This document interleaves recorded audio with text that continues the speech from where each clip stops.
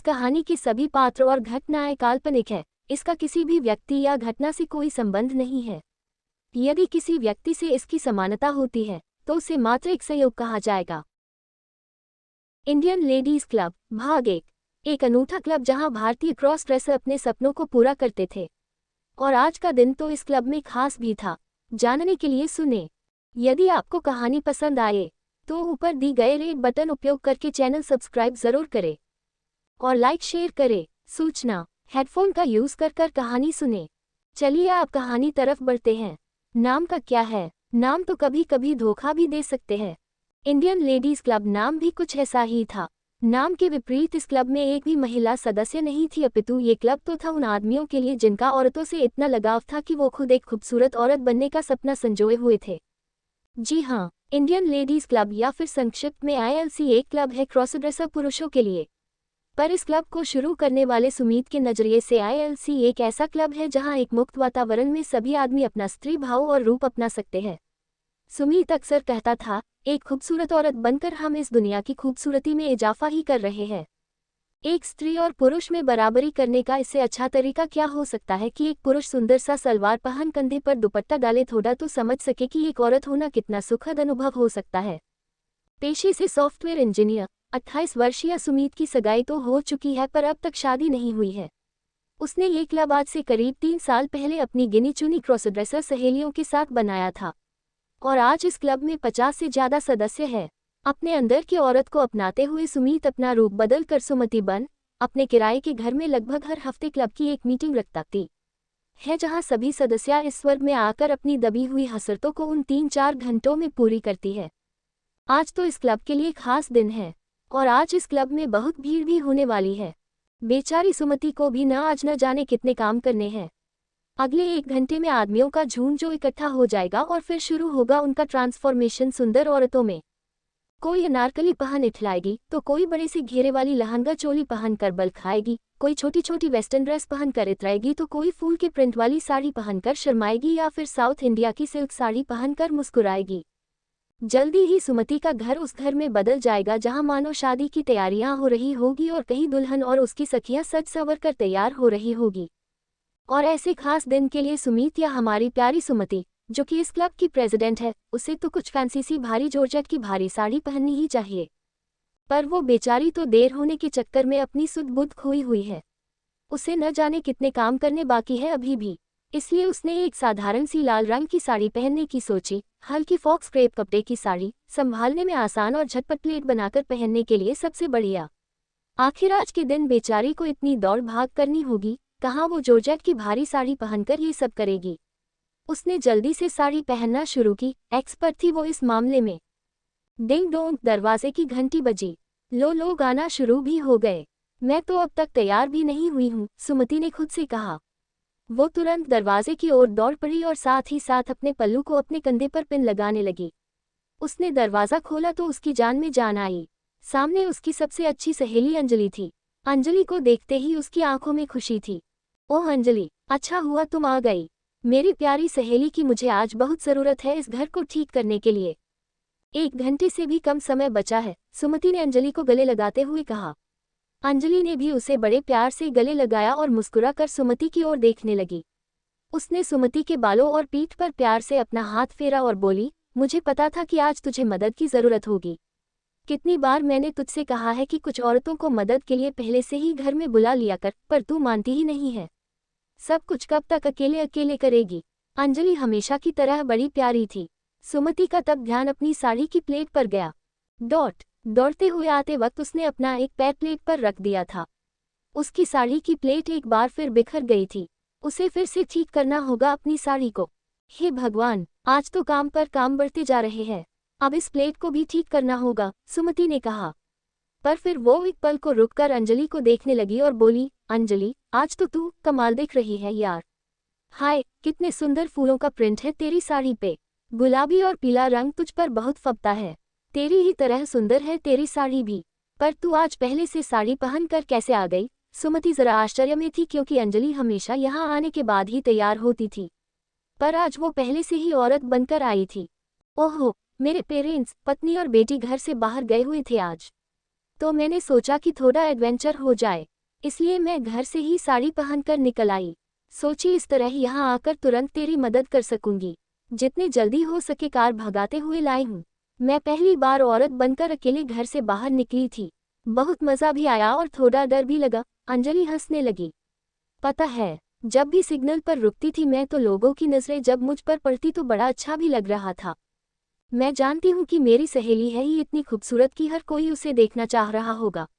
पर आज शायद इस लाल रंग की ब्रा का भी कमाल होगा जिसका स्ट्रेप तेरे ब्लाउज से निकल कर दिख रहा है। सुमति भी हंसने लगी। ऑफ कोर्स डार्लिंग, मैंने जानबूझकर निकाल रखी थी और मैंने अपनी साड़ी का आंचल भी ऐसे सरकाया था कि मेरा क्लीवेज भी दिखाई पड़े। अंजलि बोली। अंजलि, तू भी ना, कितनी शरारती है। लोग भी कितनी हसरत भरी निगाहों से तेरी ओर देखते रहे होंगे। सुमति बोली। हाँ हाँ ठीक है, पर पहले तो तेरी साड़ी बदलते हैं। आज के खास मौके पर तुझे इतनी साधारण साड़ी पहनने नहीं दूंगी मैं। अंजलि ने सुमति का हाथ पकड़ा और उसे अंदर के कमरे में ले जाने लगी। पर अंजू, हमारे पास समय नहीं है इतना कि अब मैं साड़ी बदल सकूं, सुमति ने कहा। पर उसे पता था कि अंजलि ने अब मन बना लिया है, वो मानेगी नहीं। सुमति अब अपनी तोता हरी रंग की साड़ी पहनकर तैयार थी। अंजलि ने उसकी ओर देखकर कहा, मैंने तुझसे कहा था न कि बस 5 मिनट लगेंगे तैयार होने। अब बस जरा थोड़ी और डार्क लिपस्टिक लगा लो मेरी जान, और फिर हम दोनों मिलकर घर को ठीक करती है। हाँ हाँ मैडम, मैं जानती थी अब जब तुम आ गई हो तो सब कुछ हो जाएगा, सुमति बोली और एक बार फिर अपनी प्यारी सहेली को गले से लगा लिया। उन दोनों को एक बार फिर उन दोनों के बीच की प्यारी दोस्ती का एहसास हुआ। अंजलि फिर किचन जाकर अपने एक हाथ में झाड़ू लेकर वापस आई। अच्छा, मैं जरा पार्टी रूम की सफाई करती हूँ, फिर ड्रेसिंग रूम और किचन की करूँगी। तू तब तक जरा सजावट का काम देख ले इन कमरों की, फिर हम दोनों खाना भी टेबल पर लगा देंगी। अंजलि ने अपना प्लान सुमति को बताया। अंजलि अपने घर में हमेशा से ही अपनी पत्नी की मदद करती रही थी, इसलिए उसे पता था कि ऐसे समय पर कैसे प्लानिंग करनी चाहिए। अंजलि की पत्नी नीता हमेशा भगवान को धन्यवाद करती थी कि उसे इतना अच्छा पति मिला था, पर अपने पति के इस स्त्री रूप से वो हमेशा सहज नहीं रह पाती थी।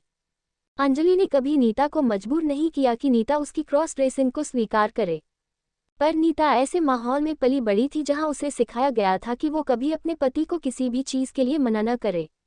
वो चुपचाप स्वीकार कर लेती जब कभी अंजलि घर में अपने कमरे में अकेले साड़ी पहनकर तैयार होती। अंजलि इंडियन लेडीज़ क्लब में अक्सर कहती थी कि वो कितनी भाग्यशाली है जो उसे ऐसी पत्नी मिली जिसने उसके इस रूप को भी स्वीकार किया है। पर अंजलि को पता नहीं था कि नीता ये सिर्फ मजबूरी में ही स्वीकार करती है।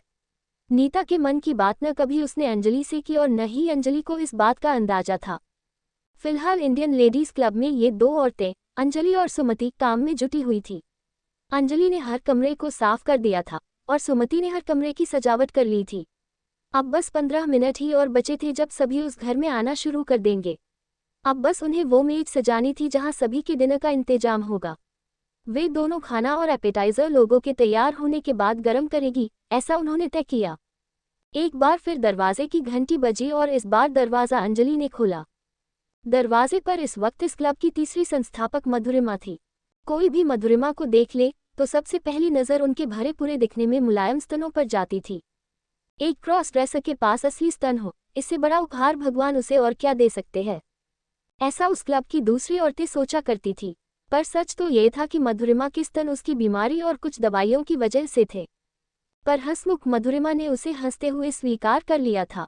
एक पुरुष के रूप में तो उसके पीठ पीछे उसके स्तनों के उभार को देखकर हंसते थे, पर वो खुद ही वो ऐसे जोक करती थी जैसे उसे अपनी पत्नी से बड़ी ब्रा की ज़रूरत होती है। जब वो खुद पर हंस लेती थी तो दूसरे लोग उसके साथ ही हंस लेते थे। जो पीठ पीछे हंसने वाले होते थे उन्हें खुद शर्मिंदगी महसूस होने लगी थी। पर सच में देखा जाए तो मधुरिमा जैसे हंसमुख इंसान बहुत ही कम होते हैं दुनिया में। वो खुद भी खुश रहती और अपनी बातों और हरकतों से सभी को खुश कर देती, और उसका यही स्वभाव उसे जवान बनाए रखता जबकि वो 50 से अधिक की थी उम्र में। सुमति के इस क्लब को बनाने के पहले मधुरिमा ही थी जिसने अपने घर के दरवाजे दूसरे क्रॉस ड्रेसर के लिए खुले रखे थे। मधुरिमा की एक बेहद प्यारी पत्नी भी थी जो न सिर्फ मधुरिमा का सहारा थी बल्कि उसने अपने घर में बहुत से क्रॉस ड्रेसर का खुले दिल से स्वागत किया था। मधुरिमा की पत्नी ही कारण थी कि मधुरिमा को कभी एक औरत के रूप में घर से बाहर निकलने में कभी संकोच नहीं हुआ। मधुरिमा का जितना अच्छा स्वभाव था उसी की वजह से कई लड़कियां मधुरिमा को अपनी मां मानती थी। अच्छा लड़कियों, अब तुम्हारी महारानी आ चुकी है। सुमति कहाँ है? मेरी आज्ञा है कि वो तुरंत मेरे सामने पेश हो और आकर मुझे गले लगाए। मधुरिमा ने आते ही अपनी हंसने खेलने वाली नौटंकी शुरू कर दी थी।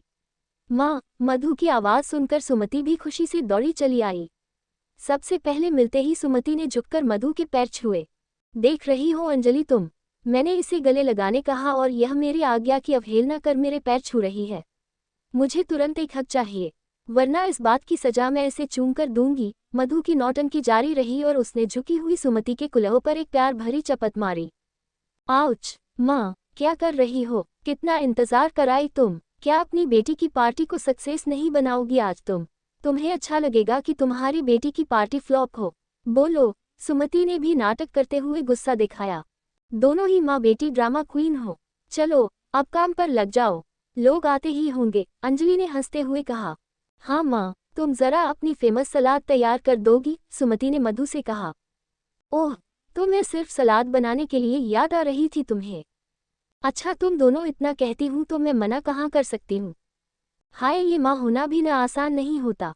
बेटी कितनी भी बड़ी हो जाए अपनी माँ से काम करवाती ही रहती है। मधुरिमा हमेशा की तरह एक मजबूर माँ का ड्रामा करती रही, पर सच में वो सिर्फ प्यार से सुमति को छेड़ रही थी। मधु ने फ्रिज से सलाद का सामान निकाला और धम धम करती अपने पैरों की पायल को बजाती हुई सोफे पर धम्म से जाकर बैठ गई। चेहरे से मधु भले बहुत ही खूबसूरत औरत न हो, पर उसकी बड़ी भरी हुई काया उसके पूरी तरह औरत होने का आभास दिलाती थी। कभी कभी मस्ती में वो एक औरत के रूप में भी थोड़ी आदमियों की तरह हरकत करती तो वो और भी मज़ेदार लगती। यदि आपने उसे उस वक्त सलाद के लिए फल सब्जी काटते हुए देखा होता तो आपको समझ आता कि कोई भी औरत अपनी साड़ी को यूं घुटनों तक तो कभी न उठाकर करती है सब, पर मधु ऐसा कर सकती थी, और उसके बाद भी वो किसी भी औरत से कम नहीं लगती। मधु सचमुच एक खास औरत थी। तुम्हें पता है अंजलि, काश मेरी बेटी सुमति भी अपनी माँ की तरह मेहनती होती। देखो कितनी आलसी हो गई है, ससुराल जाकर एक दिन मेरी नाक कटाएगी ये।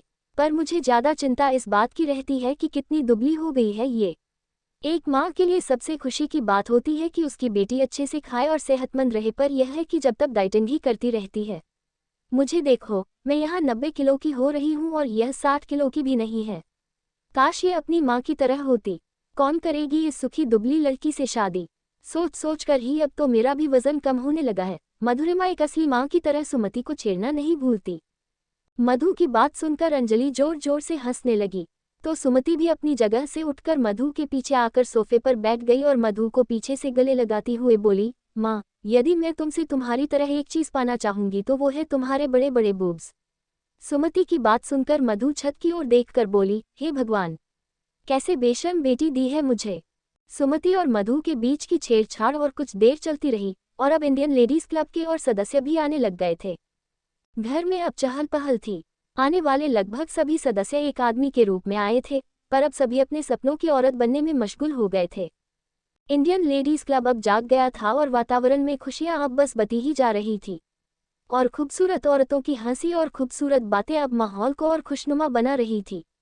सचमुच दुनिया कितनी सुंदर होती यदि हर किसी के पास आज़ादी होती कि वो बिना दूसरों को परेशान किए अपनी मर्जी से अपना जीवन जी सकता।